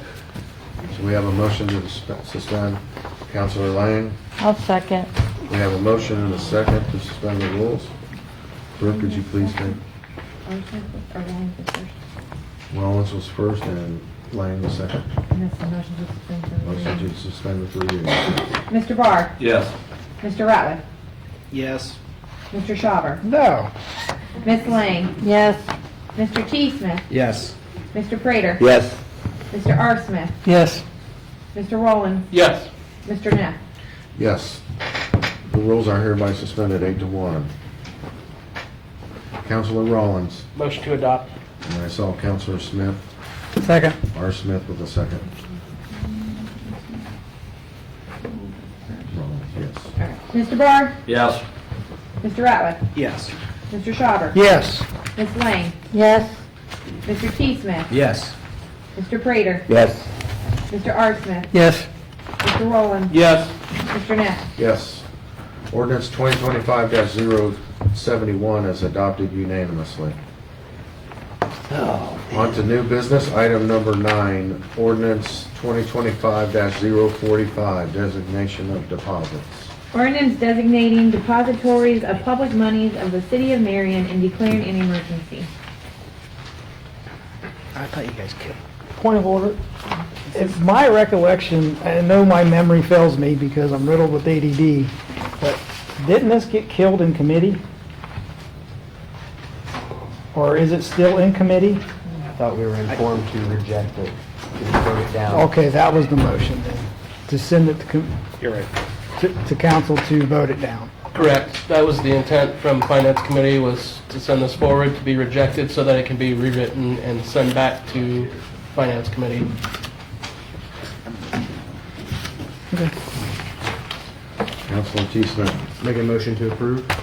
We have a motion from Councilor We have T. to suspend Smith. first. Oh, there you go. Motion to suspend. We have a motion to suspend by Councilor T. Smith. I have a second by Councilor Rollins. To suspend the rules. Mr. Barr? Yes. Mr. Ratliff? Yes. Mr. Schauber? Yes. Ms. Lang? Yes. Mr. T. Smith? Yes. Mr. Prater? Yes. Mr. R. Smith? Yes. Mr. Rowland? Yes. Mr. Neff? Yes, the rules are hereby suspended. Councilor Rollins. Motion to adopt. We have Councilor Rollins with the first, and I have Councilor T. Smith with the second. Mr. Barr? No. Mr. Ratliff? No. Mr. Schauber? No. Ms. Lang? No. Mr. T. Smith? No. Mr. Prater? No. Mr. R. Smith? No. Mr. Rowland? No. Mr. Neff? No. Ordinance 2025-045 is defeated unanimously. May I ask a clarifying question? Councilor So, Schauber. since this was rejected, it reverts back to what we passed in 2020, 21? There's a depository ordinance that's good in time. We're not even to the end of the 5 years of the Right. existing ordinance. There's one that exists. Yes, that's why I was asking. There's one that exists, and whatever banks are on that is what we're using. Councilor Lang. So basically what committee was wanting it rewritten correctly. That's why we sent it to council to be defeated, so that the treasurer can Try again. try again, yes. Item number 10, ordinance 2025-072, radio supply ordinance.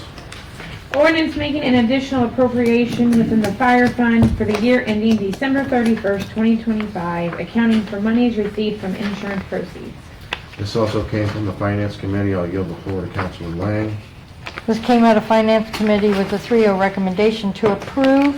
These are proceeds, money that we have received into the city. So we need to appropriate the funds back into the fire fund for the supplies. Councilor Barr. Motion to suspend the 3 readings. We have a first from Councilor Barr. Councilor Rollins, you second? Yeah. First from Barr, second from Rollins to suspend the rules. Mr. Barr? Yes. Mr. Ratliff? Yes. Mr. Schauber? Yes. Ms. Lang? Yes. Mr. T. Smith? Yes. Mr. Prater? Yes. Mr. R. Smith? Yes. Mr. Rowland? Yes. Mr. Neff? Yes, the rules are hereby suspended. Councilor Barr Motion to adopt. and Councilor Rollins with the second. Mr. Barr? Yes. Mr. Ratliff? Yes. Mr. Schauber? Yes. Ms. Lang? Yes. Mr. T. Smith? Yes. Mr. Prater? Yes. Mr. R. Smith? Yes. Mr. Rowland? Yes. Mr. Neff? Yes, ordinance 2025-072 is approved unanimously. Item number 11, ordinance 2025-073, fire and land bank appropriations amendment. Ordinance making adjustments to appropriations for utilities and appropriating and transferring land bank funds to enable nuisance eliminations for the year ending December 31st, 2025. Once again, this is from Finance Committee. But no, I'll yield the floor to Councilor Lang. This came out of Finance Committee with a 3-0, with no recommendation. Basically, this is to transfer some funds around. I'm going to let Ms. Courtwright do all the detailed information for any questions. Tonight is the first read. It is first read. The utilities for the fire department need some additional funds for electric and gas bills. There are some funds in the dental that won't be used, so again, I'm trying to reappropriate, not increase the appropriation so they can work within what they have, but they can't move money from salaries to non-salaries, so that's why it's before you. And then the land bank, we had some funds that we received, and we just want to appropriate those to use on blighted homes and demos. Those are some remaining funds that were still on the books from the previous project that we had. I did appropriate some in general funds, so I just reduced the appropriation, so this would be a net zero increase. Counselor Schauber. Yeah. So I know some of our city employees are tearing down homes. Will these funds offset their salaries, or will these funds go to a contractor to tear down nuisance homes? These will go to a contractor. We're kind of working on collaboration with both. The contractor and the employees have been working on several homes. Yeah, that's why I was asking if. No, these would not be used to cover their salaries. Okay. Counselor Barr. Motion to suspend the 3 reading. I have a motion and then a second from Counselor Prater. Yes. Motion from Counselor Barr and a second from Prater to suspend the rules. Mr. Barr? Yes. Mr. Ratliff? Yes. Mr. Schauber? Yes. Ms. Lang? Yes. Mr. T. Smith? Yes. Mr. Prater? Yes. Mr. R. Smith? Yes. Mr. Rowland? Yes. Mr. Neff? Yes. The rules are hereby suspended. Counselor Rollins. Motion to adopt. We have a Counselor Rollins with a motion to adopt. I have a second from Counselor R. Smith. Mr. Barr? Yes. Mr. Ratliff? Yes. Mr. Schauber? Yes. Ms. Lang? Yes. Mr. T. Smith? Yes. Mr. Prater? Yes. Mr. R. Smith? Yes. Mr. Rowland? Yes. Mr. Neff? Yes. Ordinance 2025-073 is adopted unanimously. Item number 12, ordinance 2025-074, utility billing pass-through appropriations. Ordinance authorizing the auditor to appropriate monies to the Justice Reinvestment Fund revised by the Ohio Department of Rehabilitation and Corrections ending December 31st, 2025. This also came from the Finance Committee, so I will yield the floor to Counselor Lang. This came out of Finance Committee with a 3-0 recommendation to approve. Tonight is the first read, and this is pass-through funds.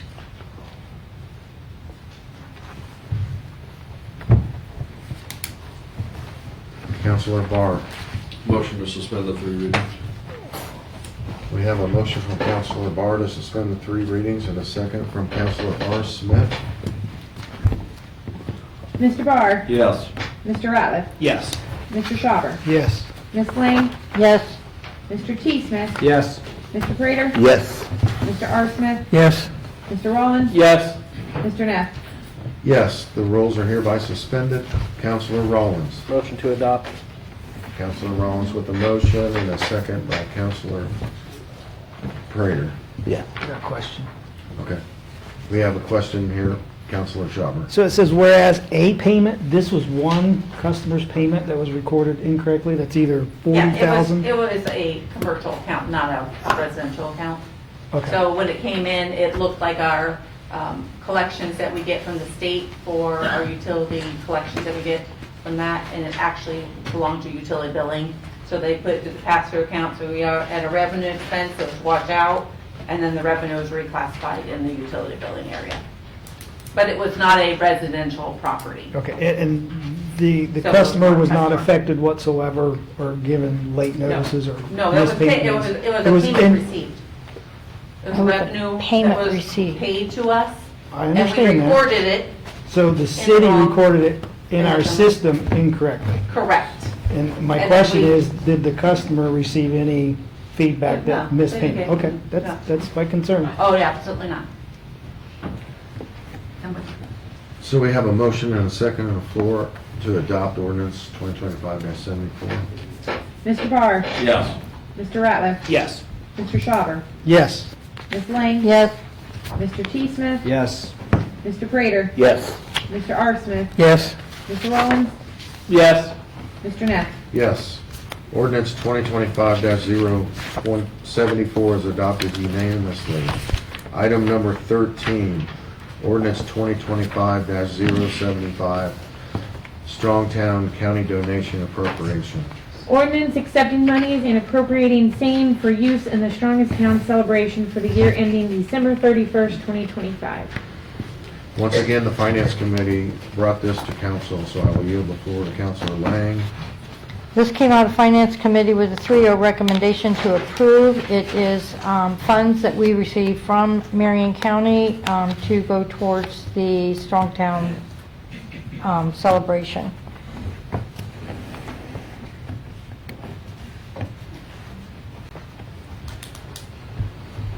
And Craig 365 Silver Street. Who will we need to start asking for records about how this money is being spent? Who would be the contact for that?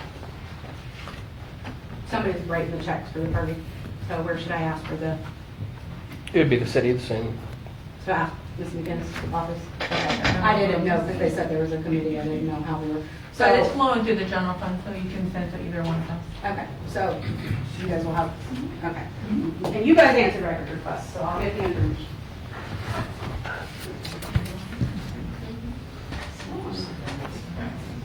Councilor Lang. Motion to suspend Rule So 44. we have a motion from Councilor Lang. I got a second from Councilor Barr to suspend the 3 readings. Well, Mr. Barr, Yes. Mr. Ratliff. Yes. Mr. Schauber, Yes. Ms. Lang, Yes. Mr. T. Smith, No. Mr. Prater, Yes. Mr. R. Smith, Yes. Mr. Rollins, Yes. Mr. Neff. yes, the rules are hereby suspended. Councilor Rollins Motion to adopt. with a motion to adopt. Councilor Prater with a second. Mr. Barr, Yes. Mr. Ratliff, Yes. Mr. Schauber, No. Ms. Lang, Yes. Mr. T. Smith, No. Mr. Prater, Yes. Mr. R. Smith, Yes. Mr. Rollins, Yes. Mr. Neff.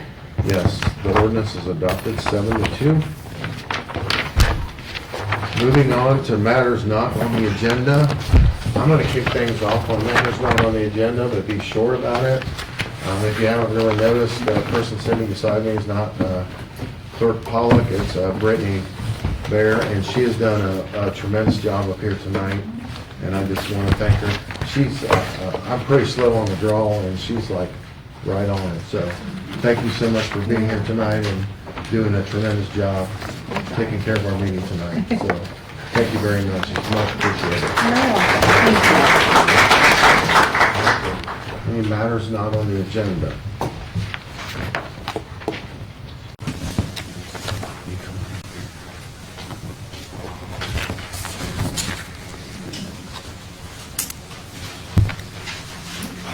My name is Cassie Goder, 754 East Church Street, here in Marion. Anybody that's been down Church Street lately, you know what kind of problems we're having down there.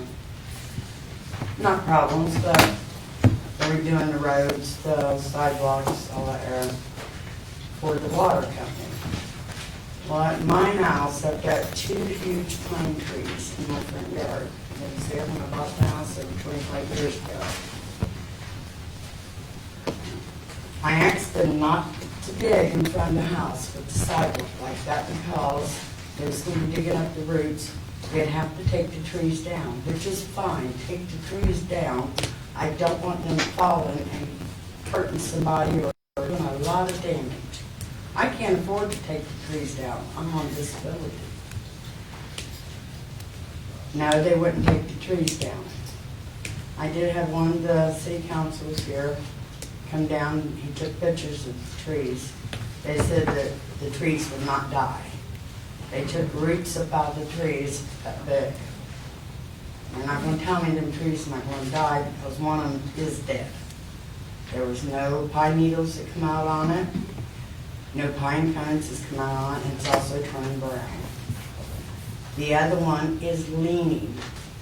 I had a bird bath sitting right beside of the one that's not dead, but leaning. I said, whenever that bird bath falls, because the bird bath kept going this way, that tree's gonna fall. The bird bath fell last night. If that tree falls, it's gonna go into my neighbor's house, which they are elderly too. She sleeps on the second floor in front of the house, and that could be the ring it would go into. The trees are huge. But the utility company won't do anything about it. Matter of fact, the water company was very rude to me. The only one that has been nice and tried to help me with that, any of it, was one of your council people here. I've come and I've talked to several people up down here about the trees. Take them down. Don't let the trees fall and hurt somebody or do a lot of damage to our houses. Yeah, I've got insurance on my house.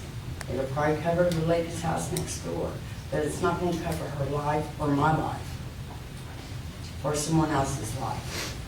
Yes. Are you saying that the work that the water company is doing, tearing up the sidewalks, is adding to the potential danger of the trees falling? Yes.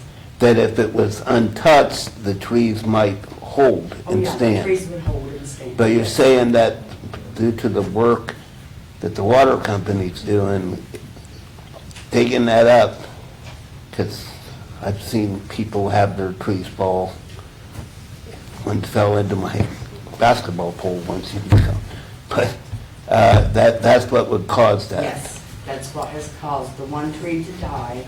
I've got pictures of all the trees, all the digging, the roots coming up.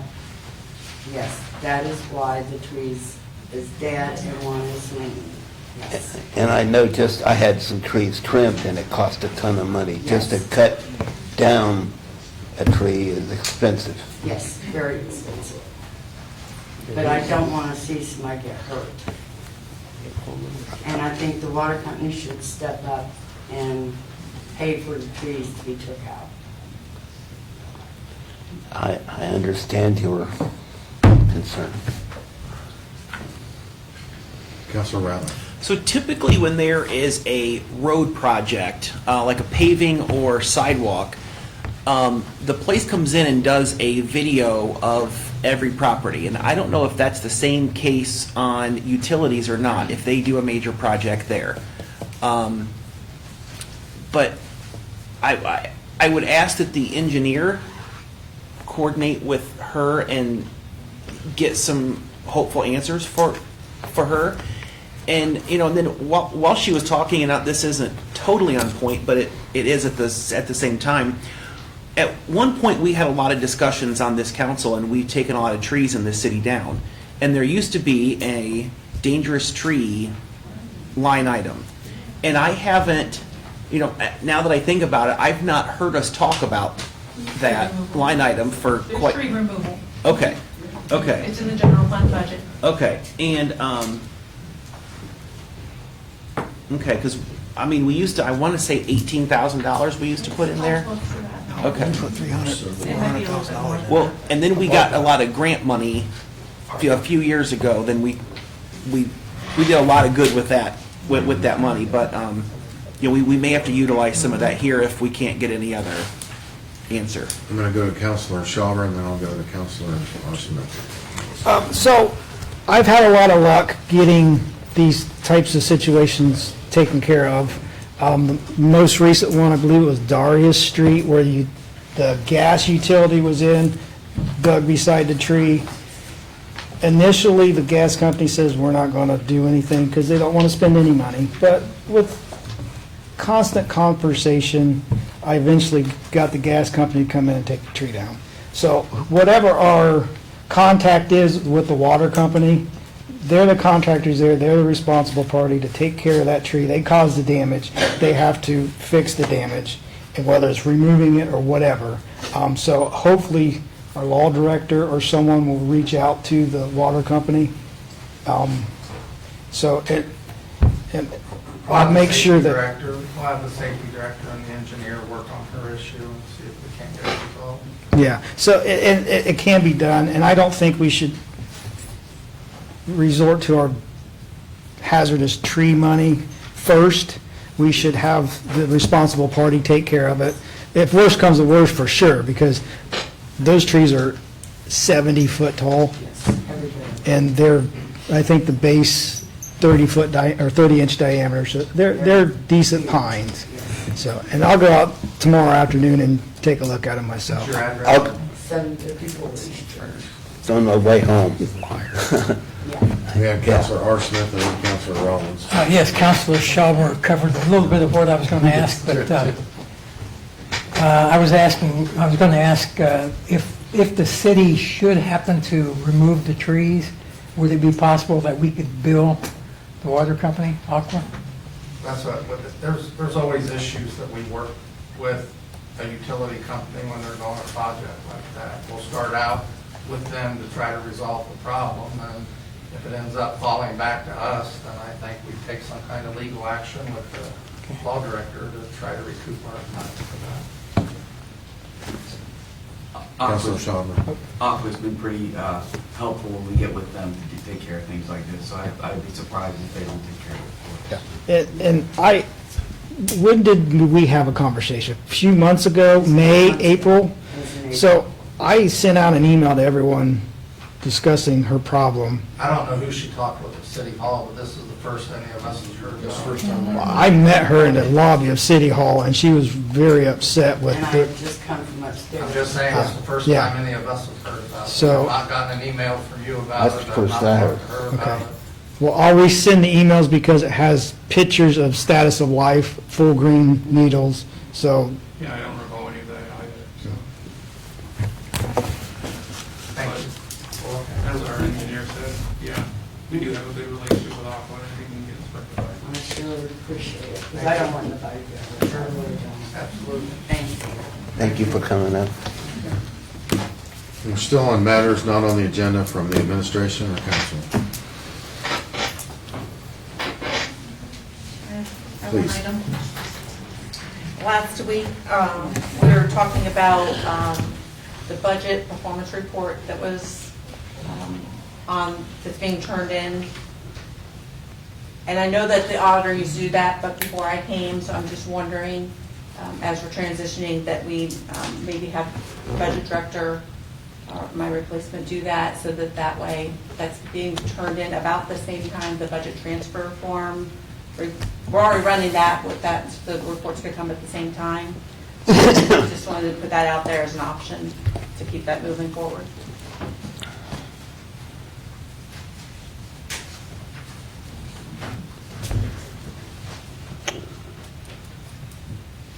We do have two reports. We have a monthly report from Marion Police Department and the budget transfer report for May. Moving on to public comments. Is there any public comment at this time? Seeing none, I'm going to move on to committee meetings.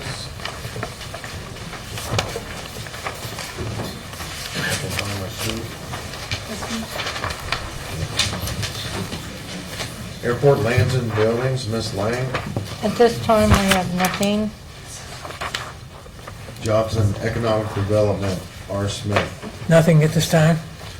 Legislation and codes, we'll call for 6:30 PM. We have the city charter ordinance back in committee and a possible liquor transfer.